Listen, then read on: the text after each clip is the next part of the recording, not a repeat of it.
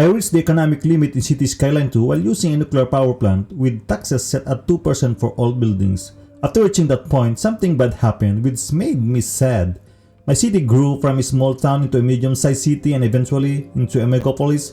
Meanwhile, I've been reclaiming land everywhere, expanding into wild forests and building coastal islands to protect the city from force of the ocean. I also built 2 Golden Gate bridges and designed an efficient traffic system to keep the city running smoothly.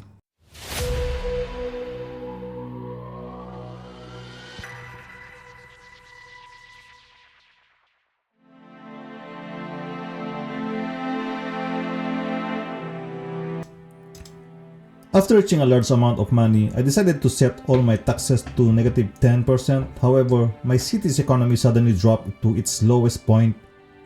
I then adjusted the taxes from 6% to 0%, then to 1% until I finally found a balance rate at 2%.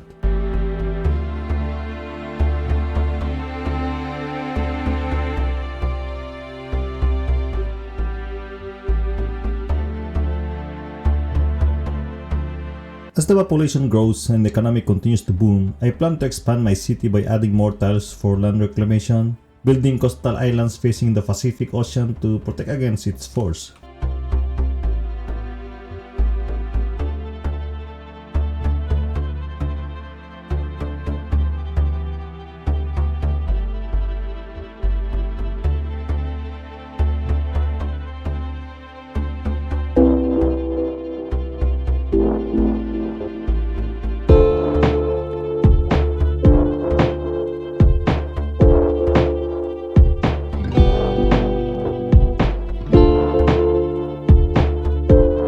And continue to connect all the islands with wide road tunnels and bridges. The first structure I built on the big island was a small airport to connect passengers to areas outside the city.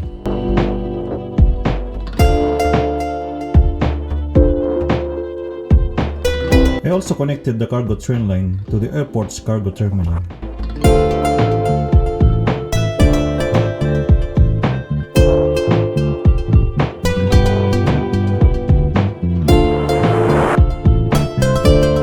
Then I observed a fire on the adjacent island, which was the fish farm. Because of the delayed response, the fish farm burned down. I also built a complete community, including a police department, fire department, bus station, elementary school, high school, several commercial areas, and parks.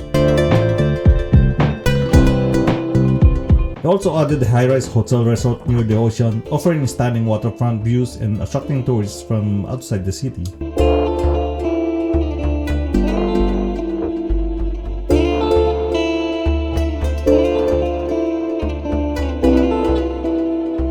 And I also added 4 mixed-use tower buildings on the other side of the island, further expanding the urban skyline and increasing residential and commercial capacity. And at the back of my city, I continue to expand into the mountains, adding forests and wild natural areas to preserve a more natural environment.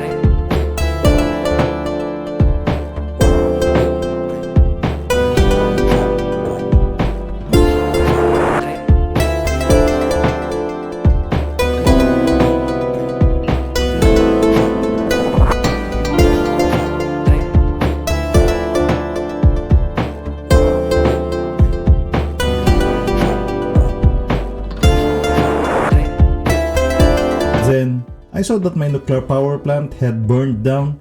I didn't notice it when the fire started or where the plant was destroyed. Even though I had plenty of money, I still felt sad about what happened. I felt like it was due to my negligence and lack of attention.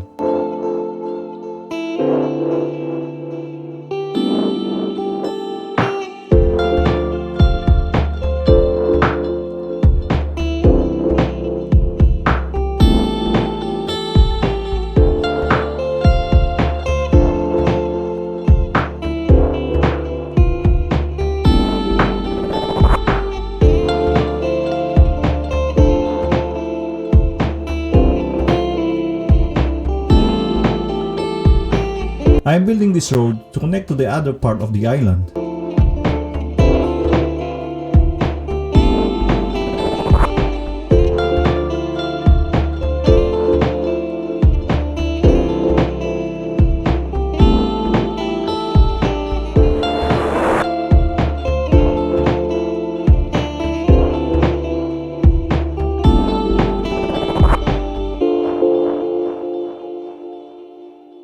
And this is the second Golden Gate Bridge in the city, built to improve connectivity between different parts of the island and help its traffic flow across the expanded city.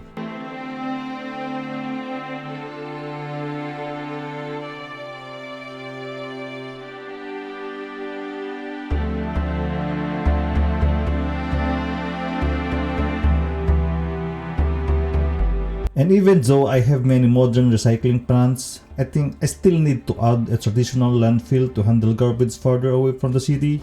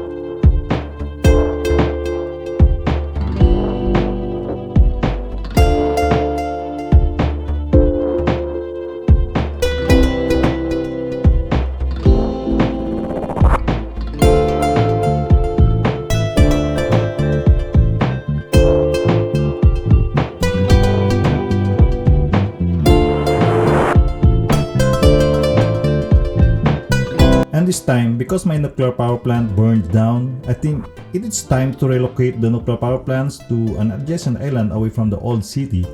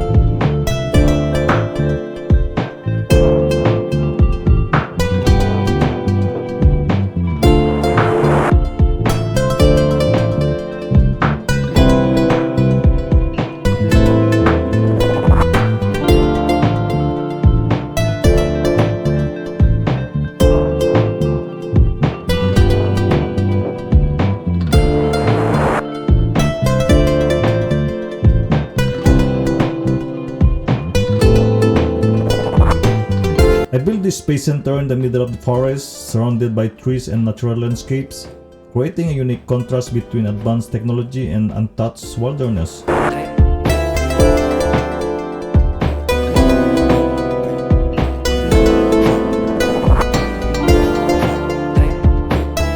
Despite the overwhelming wealth of my city, I still have a shortage of workers everywhere, which had become the main problem. However, I continue to identify what needs to be added and keep improving the city's development.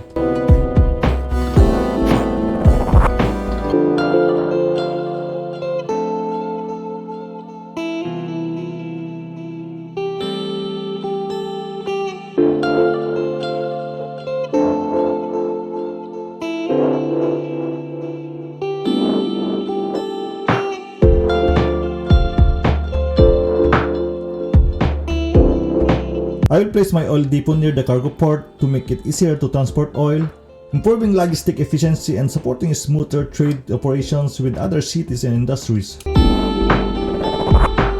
I improved the traffic at the cargo port by making it more efficient.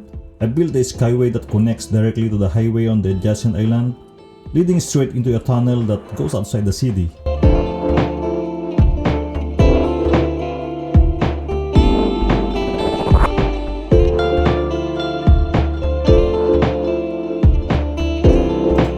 This is now a future advanced business district center. As you can see, there are many vacant lots, which is exactly what I'm referring to. Even though I have a lot of money, the residential areas are not able to grow and I don't know what the problem is.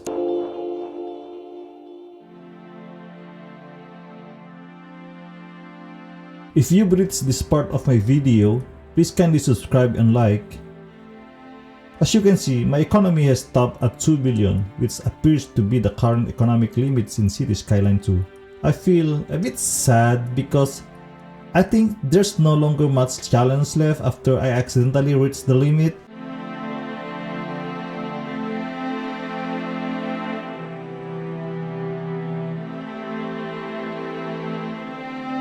And one more thing I'm concerned about in City Skyline 2 is why it is so hard to grow residential areas to fill those vacant lots, even though I have already applied different types of residential zoning. Despite having 2 billion of money and booming city, I still need those residential buildings to fill those shortage of workers.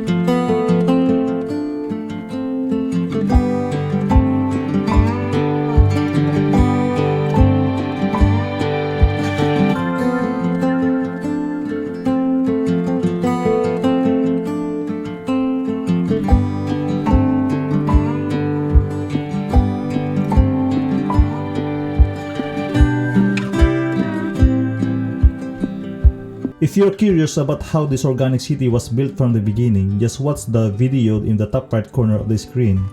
Thank you.